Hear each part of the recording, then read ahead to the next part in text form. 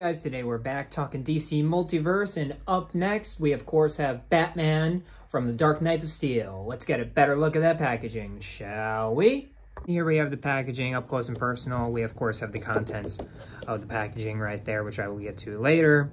We of course have the DC Multiverse logo right there, the Batman nameplate at the bottom, 12 plus. So this is technically a collector's item, but it's sold in toy aisles. Like, come on, guys.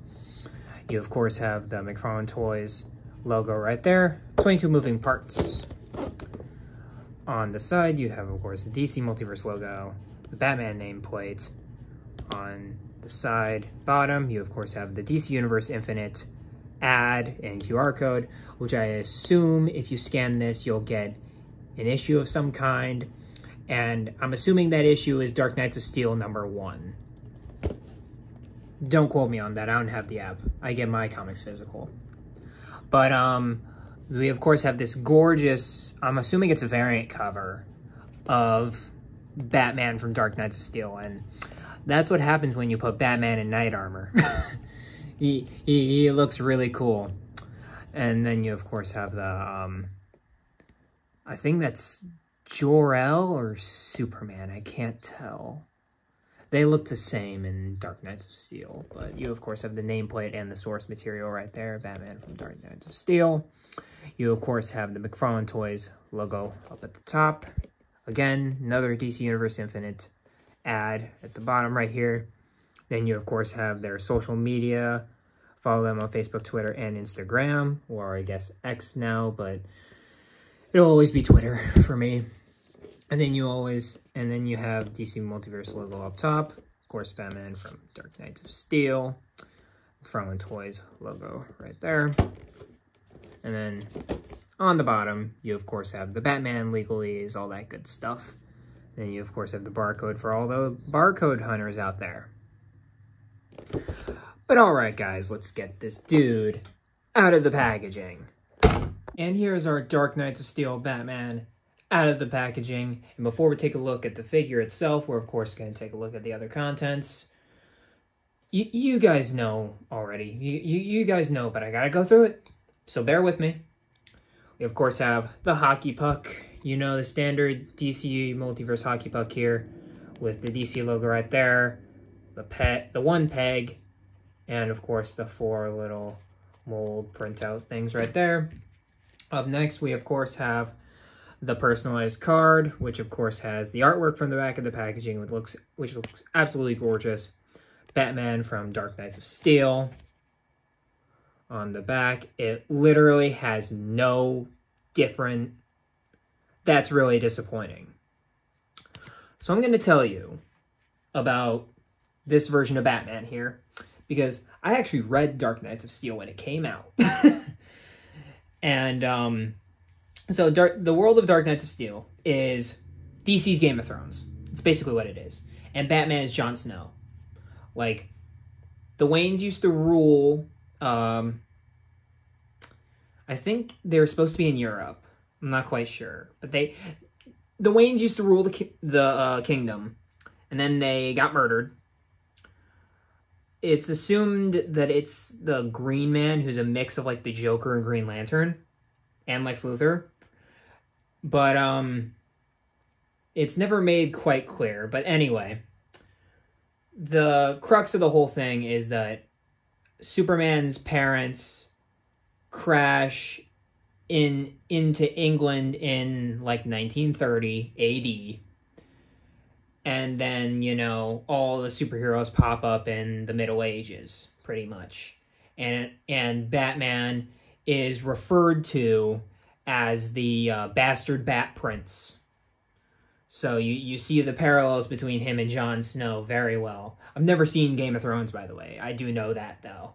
But that's basically his kind of character, pretty much. And it's a really cool book. I dug it quite a bit. Even though there were definitely... I think the beginning was stronger than the ending. I think it was overall a very strong comic. And the design for Batman, I thought, was brilliant. But that's basically the origin for Batman. He has also, like, the Robins as, like, like, he's supposed to be like a younger Batman. He's supposed to be like 19 or something. Like, the Trinity are really young in this. And he already has all of his Robins being like information brokers and stuff like that. It's pretty cool. But of course, check it out. It's written by Tom Taylor. It's a very good Elseworlds story that Tom Taylor excels at. But let's get a look at his sword, because what's a good knight without his sword? If I can get it out of his hand. There we go. Stay. You, of course, have a good look at the sword. And I think the sword looks really cool. I love these bits that point out. It almost reminds you of a bat. And then you've also got, of course, the little points right there that give it a quite angular design. And then it's a single-hand sword, but you can put his second hand below the actual grip and make it two-handed. I wouldn't recommend leaving him in that pose, though, because his arms don't really get around like that, so it will warp the handle over time. Just be aware of that going into it. But I also do think it's good length on him, because some swords are way too freaking huge, like Damian's sword, that figure's sword. I have him with Deathstroke because of how huge the sword is. I had them switch swords. But this one, I think, is good length for Batman. And I think it's a decent paint job. Blade looks great. Not real much complaints on the blade. So let's get a better look on the figure here. And I feel like for the sculpt anyway, Todd went all out. I'm pretty sure Todd saw what Taylor was doing with Dark Knights of Steel and was like, medieval Batman, cool, I'm going to make that a figure. And he did, with a few differences that I'm not a huge fan of. Like, for instance, the neck. Dark Knights of Steel does the thing where, you know, when Batman comics sometimes, when he lowers the cowl, he magically has a flesh-colored neck sometimes. Even when he, like, doesn't have the little droopy thing on the back. And then it's magically black again. He does that in Dark Knights of Steel, because I was looking up panels, because I thought it was a solid black all the way through. And apparently when his helmet is off, it's what you see here, with this collar piece being the turtleneck or whatever that's kind of guarding his neck or whatever. But when he has the helmet on, it's fully black. You know, the ears are quite pointy too. Be aware of that. But it's whatever, but it just really annoyed me to like turn your head and have that right there. It was a huge bummer for me. But you, of course, have Batman's knight armor, which up until this comic came out, Kingdom Come was the closest we got to Knight Batman. And I think this figure pretty much represents that to a T. You, of course, have what's the closest thing you're going to get to the actual bat logo right here in the armor, which I think is a nice way of doing it without just putting a bat on it. You, of course, have the awesome head sculpt, which I think looks fantastic. Really accentuates the design here, and I love the actual battle damage on it and the crack going down the eye. I think that's such a great detail. And then he's textured out the wazoo too. He has some scale work right in there, going into some very rough texturing on the arms, on the cloth right here, all the way throughout the arms. And this is the case for both of the arms too. It has this kind of weave, square kind of design right here. And then it kind of has this armband, which hides the bicep swivel so well, by the way. You'd assume that's where Batman will like strap on the shoulder armor.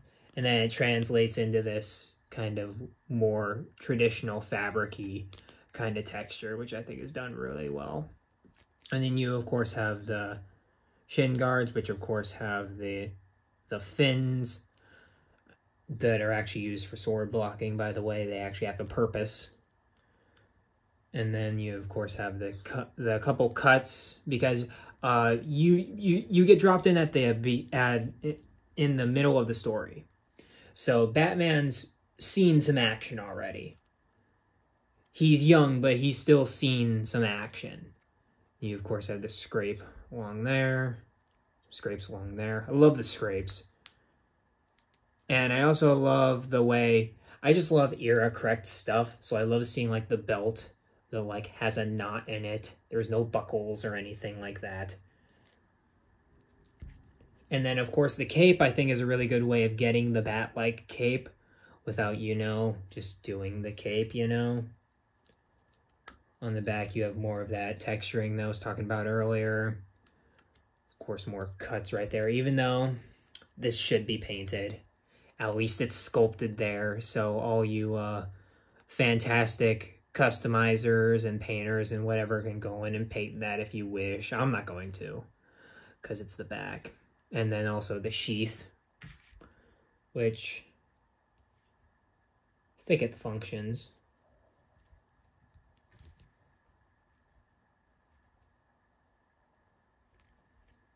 It looks all right, I guess, but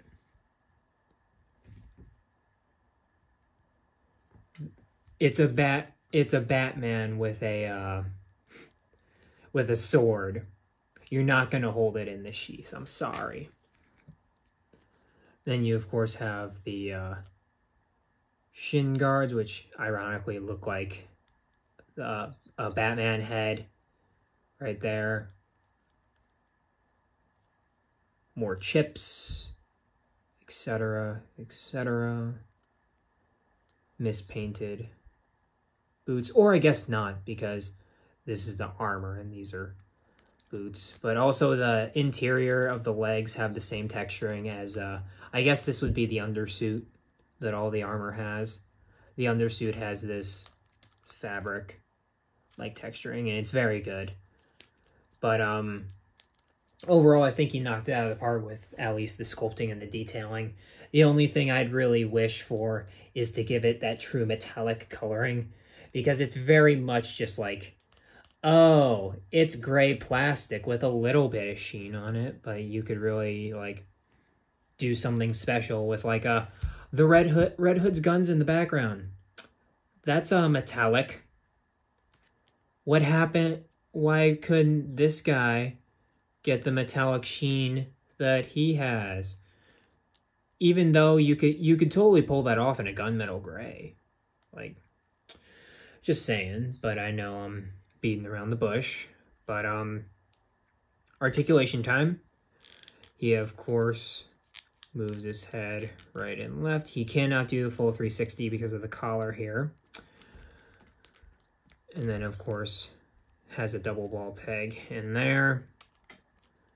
He moves the shoulders about that far. Again, limited because of the shoulder pads, but not as much as you'd think, because it's attached to the forearm right here, and it goes over the actual sculpted cape. Really nice.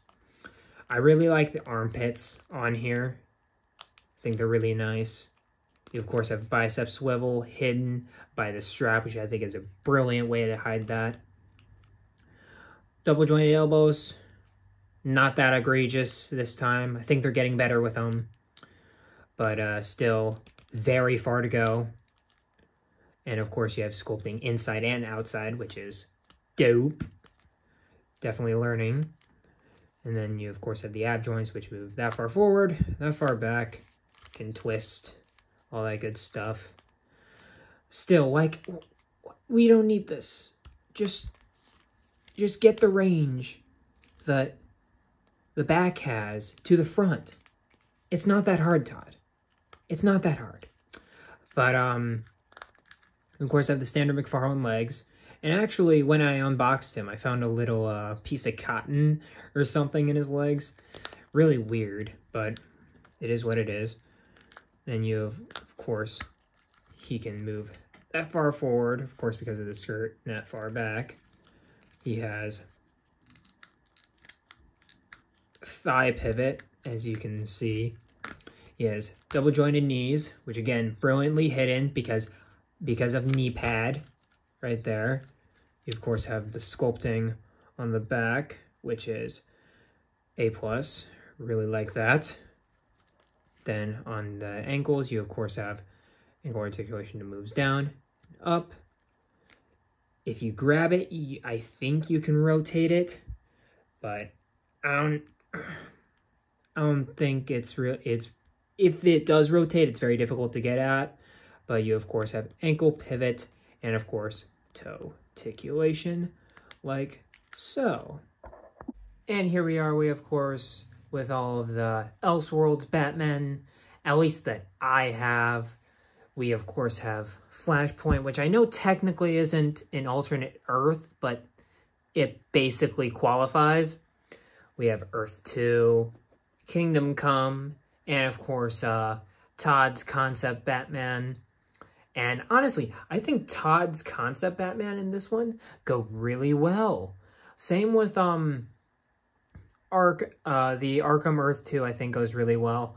Definitely Kingdom Come is the least compatible with this one right there. And Flashpoint's kind of in the middle because he's kind of hyper-realistic, not really. But these two right here, I think, would go absolutely fantastic with this Dark Knight Steel Batman right here because of how much texturing and stuff like that. The realism is all there for those. Here we are with Dark Knight Steel Batman with a little bit more weirder Batman. We, of course, have Blackest Night Batman, Zur-En-Arrh Batman, and Asbat right there. All somewhat goofy Batman, even though these two are kind of terrifying, kind of. This guy, very gimmicky. This guy used to be very gimmicky until Morrison got his hands on him. And zombie Batman. Like, of course, whatever. We have Dark Knight Steel Batman compared to some more comic, status quo, accurate-ish Batman here. We, of course, have Killing Joke, which is, of course, the iconic gray and black. You, of course, have Hush right there, which still my favorite. And then we, of course, have Tim Fox, Next Batman, whatever Batman you want to call him kind of thing. And these guys don't really go with him that well. He kind of does, though, because he looks like he's wearing Tim Fox looks like he's actually wearing armor, but these two, nah. Even though I love both of these figures, they don't really mesh well with Dark Knights of Steel right there. Alright guys, so that'll pretty much do it for my Dark Knights of Steel Batman review here. My biggest problem is the fact that he can't get his arms around his chest. Batman, and especially any sword character that has a huge sword, like Batman here, he is a knight for crying out loud. Knights use two-handed stances for their swords. It's absolutely egregious that, at least for this figure, Todd couldn't have found a way to get those arms to be able to maneuver some sword poses. I think that would have really leveled up this figure and probably made it a perfect figure. But because of that, I'm going to have to give him a 9. The sculpt, I think, is very solid here. The detail is very impressive. A lot of the way they hid the joints and stuff like that, I thought it was really clever. And, of course, the texturing and all that jazz really boosts it up. The head sculpt alone is absolutely fantastic. It's just the fact that, you can't reach around. He can't, a character who uses a sword cannot reach around. It's absolutely bonkers to me. But, of course, if you like cool figures, get him. If you like cool Batman figures, get him. If you just want to get, you know, the DC universe as a whole, this is kind of a skip.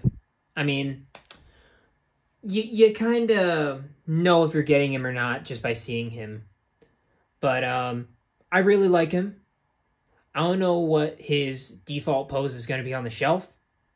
At least not yet. I'm going to workshop some stuff. But again, very hard because he can't bring his hands together. Very difficult. Very difficult. But, of course, like, comment, subscribe, all that good stuff. And let me know what you think about Batman down in the comments down below. And you're going to see an upkeep of reviews all this week, pretty much. I'm skipping Wednesday of this week because I believe I'm going to use that day to actually record the next set. So it's going to be this guy, another figure, pause on Wednesday, and then we are going to release the next two after that. But that's really it. Keep collecting. Be kind and courteous to people out there. All that good stuff.